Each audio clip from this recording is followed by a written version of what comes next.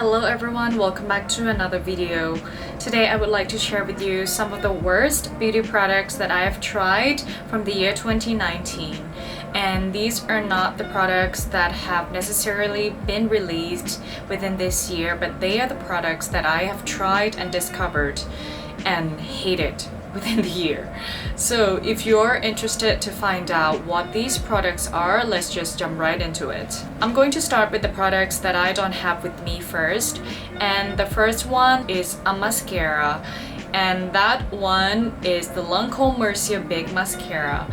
I think I did mention this already in one of the disappointing products videos. The reason why I don't like this mascara is I feel like it did nothing for my lashes. It just didn't really volumize or lengthen, or it just did nothing, and it didn't hold my curl either. So for the price, I feel like it wasn't worth it at all, and I don't get the hype around that mascara. Yeah, I just didn't like it so much that I gave it away to someone else. So yeah, that is that about this mascara. And another one that I am actually quite sad to talk about is the Milk Makeup Kush mascara, because I really love the way that mascara makes my eyelashes look. It just adds a lot of drama to my lashes, but it smudges really badly. It's so sad because I really love the way it makes my lashes look. But I haven't tried the waterproof version, so I don't know if that one is any better, but many people say that it is not waterproof. So I'm a little scared to try that one, because if it's no different, then I don't want to spend my money on it, you know. And another mascara that I don't like is the Marc Velvet Noir mascara.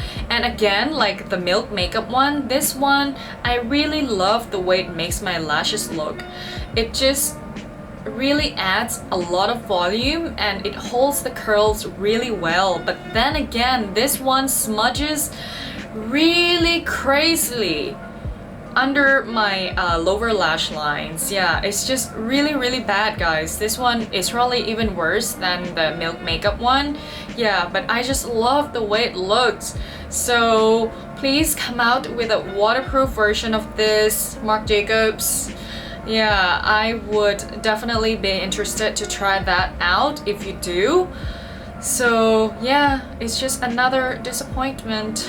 And the last mascara that I have to share with you is actually the most hyped mascara, and I did talk about this before, so I'm not going to go on about it for a long time. This is the Too Faced Better Than Sex mascara. Out of all the mascaras that I've talked about today, this is probably the worst one because it weighed down my lashes really badly, and that is like a deal breaker for me. I had like my eyelashes all curled up, right? And as soon as I put this on, it just weighed them down instantly. I can't use this. Yeah, I can't. It's just a huge deal breaker for me. For someone who doesn't have that many lashes, it's really important for me that a mascara holds the curl and adds volume and lengthen. Yeah, but this one does none of the above mentioned. So I just hate this mascara. And again, I don't understand the hype around this mascara either. The next product is an eyebrow product, and this is from the Anastasia Beverly Hills Dipbrow Gel. Now this one I despise. It's really that bad. So I am someone who is always looking for the best eyebrow mascara, like tinted eyebrow mascaras, because it is essential in my routine. And the best one I've tried so far is the Glossier one, and I'm sure you know because I've mentioned that a million times. Yes, but that is my holy grail eyebrow mascara.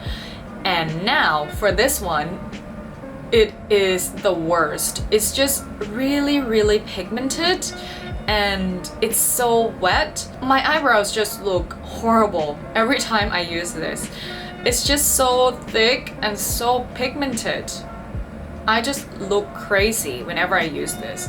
Yeah, I just don't like it at all. Unless you're into the super dark eyebrow look, you might like this, but you can never get like a natural looking brows with this mascara. It's just too pigmented for that. I just don't like it at all. I haven't used even half of it, but I just can't continue to use it anymore. Like I don't even bother to use it. Yeah, I just don't like this. Moving on to some base products. The first thing that I have to share with you is a foundation. I actually tried so many foundations, and this one is probably the most disappointing for me, and this is the Guerlain L'Essentiel foundation. This one is not bad formula wise, but it's just so sheer and natural looking that it doesn't even feel like makeup on your skin. And also I really don't like the scent of this. And it's quite strong, so it doesn't really go away. I just don't enjoy using this product. You can definitely find something that is much cheaper and actually perform better than this. Yeah, I don't think that this is worth the price at all, so I kind of regret buying this, to be honest. Another base product that I truly despised is the Charlotte Tilbury Magic Away Liquid Concealer. And this one is like the Maybelline, you know, like the Maybelline Instant Age Rewind Concealer. It comes in like a sponge tip applicator. There's like this part at the bottom that you have to keep clicking, and then the product will come up onto the sponge. And here, let me show you something. Can you see it? It's disgusting, I know. So let me tell you what happened. So unlike the Maybelline one, you have to click and wait for a million years for the product to come up, and I didn't know that. So I clicked like a few times and still no product, and I kept clicking for like maybe like a whole minute and still nothing came up. So of course I kept clicking, right? And then 5 minutes later, the products just burst out, and this is what happened. Yeah, so how am I supposed to use this? It's just horrific. I just hate this packaging. And for the formula, it is nicely hydrating. It's like really creamy and thick, and it does cover up my dark circles pretty well. But something in this formula, it makes my mascara smudges really badly. And I've even used this with like waterproof mascaras. Today, for example, I did try this one again just to confirm my hate for it, and I used it with my trusty Dior Show mascara, like the waterproof one, and that one never smudges on me whatsoever. But I paired that one with this concealer, and I got smudges like everywhere, like on both eyes. It was crazy, and it wasn't even that long. Like maybe it had been maybe like less than an hour after I applied my makeup. So I don't know what happened. Yeah, but that mascara never smudges on me. But when I use it with this concealer today, it smudged really badly, and I had to just clean up my eyes, my under eyes. Yeah, it looks okay now because I cleaned it up earlier, but yeah, it just reconfirmed my hatred for this concealer. It's just really bad, and never again will I buy this concealer. It's just a fail. Yeah, a fail for me. And you know how much I love Charlotte Tilbury products. I have so many of her products that I love and enjoy using, but this is just not one of them, sadly. And another base product that I think is not worth your money is this Chanel Le Beige Water Fresh Tint. Now this one is advertised to be used as like a sheer tint that you can wear on no makeup days, but I would say that it is so misleading because you're not going to get any coverage out of it. It's not a tint. You don't see any coverage at all on your skin. So if you were looking into getting this and thinking that you would get like a tinted moisturizer that you can wear every day to run errands or whatever, you're wrong. Yeah, this one is going to give you zero coverage. So for the price, it's just crazy. This one is probably almost like $100. I don't remember how much I paid for it here in Thailand, but somewhere around there. Yeah, so it is crazy, guys, for what it is. Yeah, but I keep it and I use it as like a primer. Yeah, before I put on my foundation, because this one is actually quite hydrating. Yeah, but it's just a really expensive primer. Yes, just so you know. If you wanted to get like a tinted moisturizer to wear like on a daily basis, I would recommend the It Cosmetics or the MAC Face and Body. Those are much better and they cost much lower than this too. So another Chanel product that I did not like was a limited edition eyeshadow quad called Lumieres Naturelles, and it looks like this. It comes in like kind of like a brown tones, with the exception of this one, which is like a silvery taupe, and that is probably the color that I love the most in this palette, but that's about it. I don't get like a very dramatic look whenever I wear this quad, since the colors, the depth of the colors are very similar. You don't have like a really deep brown shade in here.